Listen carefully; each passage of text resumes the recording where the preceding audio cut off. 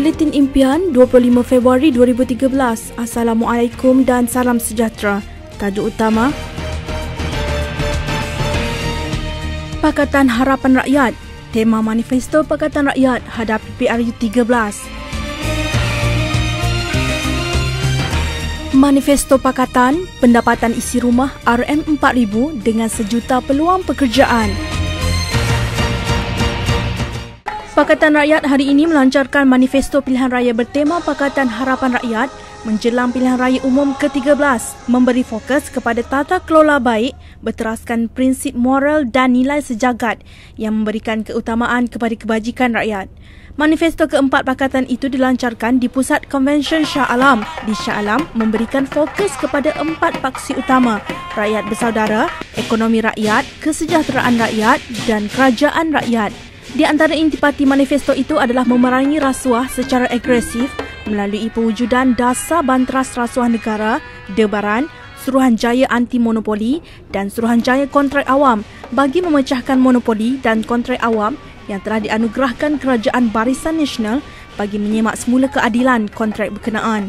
Ketua Umum PKR, Datuk Seri Anwar Ibrahim menegaskan Pakatan Rakyat akan menyemak semula perjanjian yang melibatkan penipuan dan tidak adil sekiranya gabungan parti itu berjaya membentuk kerajaan dalam pilihan raya umum akan datang.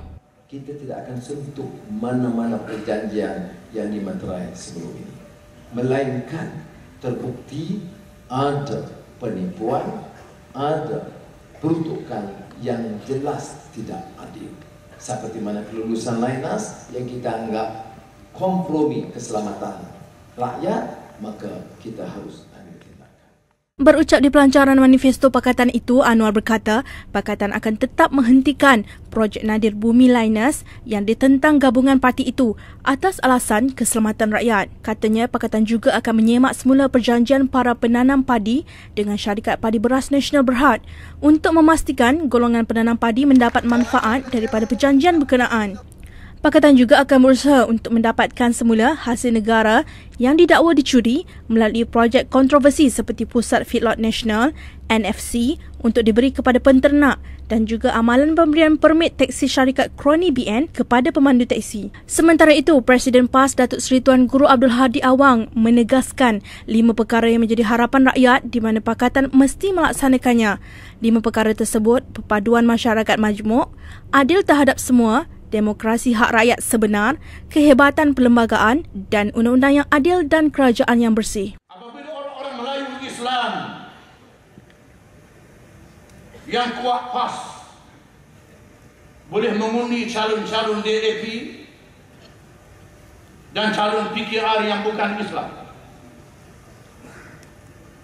apabila orang-orang yang kuat DAP berbagai kaum dan agama boleh mengundi calon PAS dan calon keadilan daripada orang Melayu Islam,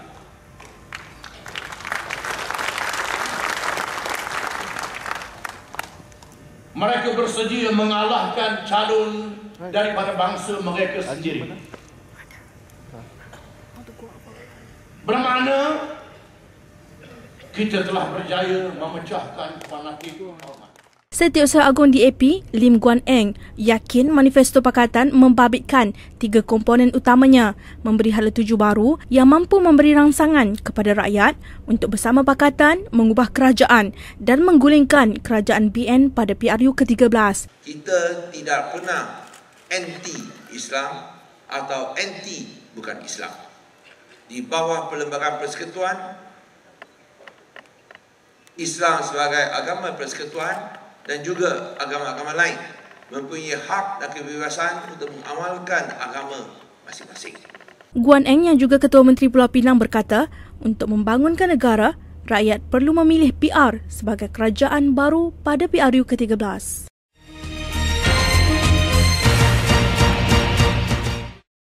Manifesto Pakatan Rakyat yang menggariskan 4 teras utama antaranya akan memastikan pendapatan isi rumah rakyat Malaysia meningkat sekurangnya RM4,000 sebulan selepas satu penggal gagasan itu menawan Putrajaya. Pengarah strategi PKR Muhammad Rafizi Ramli berkata, Pakatan juga akan memastikan sejuta peluang pekerjaan baru akan diwujudkan dengan memastikan lambakan pekerja asing di negara ini akan dikurangkan secara berperingkat-peringkat. UMNO Barisan Nasional, gejala yang kaya makin kaya, yang miskin terus miskin menjadi-jadi. Pendekatan ekonomi negara akan dialih daripada sasaran yang berasaskan kaum, iaitu untuk mencapai 30% pegangan ekuiti Bumi Putra, kepada sasaran yang berasaskan pendapatan rakyat tanpa mengira kaum. Beliau berkata demikian mendedahkan kandungan manifesto bertemakan Pakatan Harapan Rakyat di Konvensyen Pakatan Rakyat keempat di Pusat Konvensyen Shah Alam hari ini yang menumpukan kepada usaha untuk mengurangkan beban rakyat bagi menghadapi pilihan raya umum akan datang. Malah gagasan itu yang konsisten dengan perjuangan menuntut gaji minima menjanjikan tabung permudah pelaksanaan gaji minima berjumlah RM2 bilion sebagai insentif automasi dan geran pelaksanaan gaji minima jika Pakatan ke Putrajaya.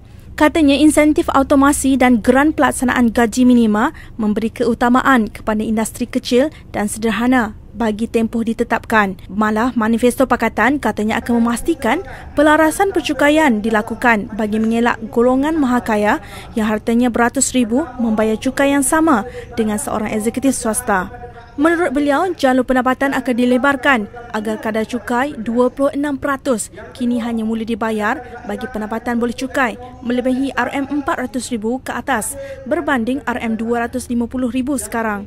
Pakatan juga mengulangi dasar pendidikan percuma dalam manifestonya sebagaimana dijelaskan Ahli Jawatankuasa Kerja PAS Pusat Dr. Zulkifli Ahmad bahawa Pakatan akan mengembalikan hak pendidikan percuma kepada rakyat kerana ia mampu dilaksanakan. Harga minyak di petrol kios pada harga RM1.50 atau RM1.60 juga masih ada keuntungan berbanding dengan apa yang mereka kenakan berawan hari ini sebanyak RM100.90. Lalu kalau kita umumkan apa dua penurunan pada hari keduanya, pada esoknya tentang penurunan harga minyak, kita masih mampu mensejahterakan rakyat sebagai kos saraan yang boleh kita turunkan. PR akan menghapuskan Perbadanan Tabung Pendidikan Tinggi Negara (PT-PTN) dan akan memastikan yuran pengajian tinggi lepasan sekolah di semua institusi awam akan ditanggung kerajaan baru itu.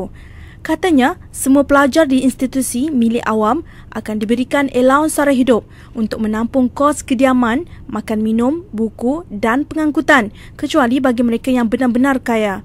Pakatan juga dalam manifestonya sekali lagi menjanjikan harga petrol dan diesel agar diturunkan kerana harga minyak mentah yang tinggi sehingga mencecah purata RM300 setong melonjakkan pendapatan negara dan hasil minyak. Kandungan manifesto itu berbunyi, Pakatan percaya laba daripada pendapatan minyak ini wajar dikongsi dengan rakyat untuk mengurangkan bebanan. Manifesto kita menunjukkan kesanggupan dan keinginan untuk memperkenalkan reformasi tulen dan bukan sekadar perubahan kosmetik sahaja yang kelihatan dalam pelbagai program transformasi Perdana Menteri Datuk Seri Najib Tun Razak. Manifesto ini menunjukkan bagaimana kita akan mentadbir dengan dasar mesra rakyat dan bukan nia dasar mesra kroni yang diamalkan oleh BN. Selain itu, PR juga memberi jaminan perikatan itu akan menghapuskan tol, membatalkan saman sistem penguatkuasaan automatik AES termasuk menghapuskannya.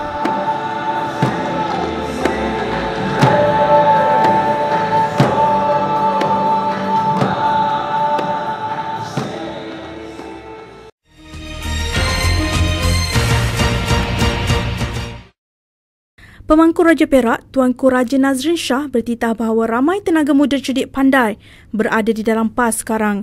Baginda bertitah demikian dalam wacana berpadan ummah, harapan, realiti dan cabaran anjuran Dewan Bahasa dan Pustaka di Kuala Lumpur 19 Februari lalu.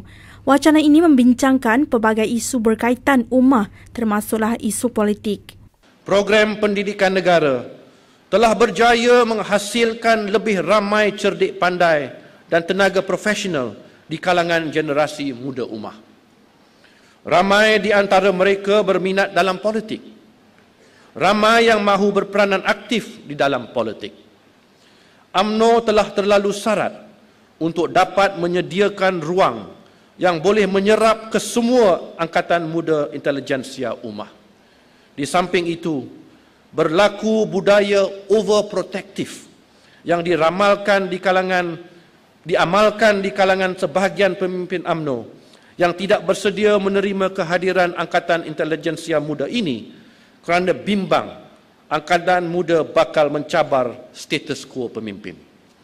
Ditambah dengan gelombang kebangkitan Islam sejagat, angkatan muda intelijensia ummah ini sedikit demi sedikit telah menjadi tenaga baru di dalam PAS. Mereka memberikan kekuatan baru. Mereka menyuntik budaya baru. Mereka melakar imej baru PAS. Kedua-dua kabilah politik Melayu ini masing-masing sedang berada dalam saiki keyakinan bahawa kemenangan berpihak kepada mereka. Pada masa yang sama, pelbagai individu, organisasi dan badan-badan Melayu meletakkan harapan dan terus menyuruh agar dua kabilah politik Melayu ini bersatu. Raja Nazrin dalam titahnya juga menyarankan wacana seperti ini harus dijadikan usaha berterusan ke arah membawa ummah bermuhasabah.